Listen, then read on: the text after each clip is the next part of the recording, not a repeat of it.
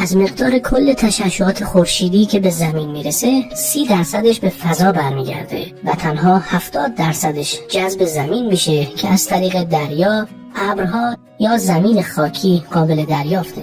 این مقدار یعنی 174,000 تراوات انرژی خورشیدی که به جرأت میشه گفت 10,000 برابر بیشتر از نیاز جمعیت کره زمینه.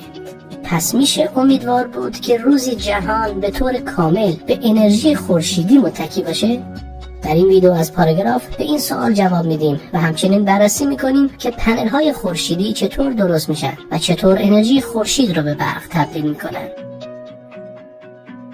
اول از همه باید ببینیم این پنل های خورشیدی چطور انرژی خورشید رو به انرژی الکتریکی تبدیل میکنن.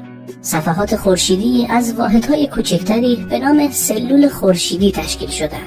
سلول‌های خورشیدی معمولاً از سیلیکون ساخته میشن که یک نیمه رسانه است و دومین عنصر فراوان روی کره زمینه. در یک سلول خورشیدی سیلیکون بلوری بین لایه‌های رسانه قرار میگیره. هر اتم سیلیکون با 4 پیوند قوی به همسایگانش متصل میشه که الکترون‌ها رو در محل خود نگه میداره تا جریانی نتونه عبور کنه. نکته اصلی اینجاست، یک سلول خورشیدی سیلیکونی از 2 لایه مختلف سیلیکون استفاده میکنه.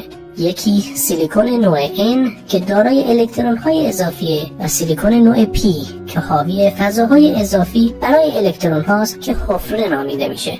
در جایی که این 2 لایه سیلیکون به هم میرسند، الکترون ها میتونن در محل اتصال سیلیکون های نوع N و P پرسه بزنن. از یک طرف بار مثبت به جا میذارن و از طرف دیگه بار منفی. حالا بریم سراغ خورشید. پرتوهای نوری که خورشید ساطع میکنه حاوی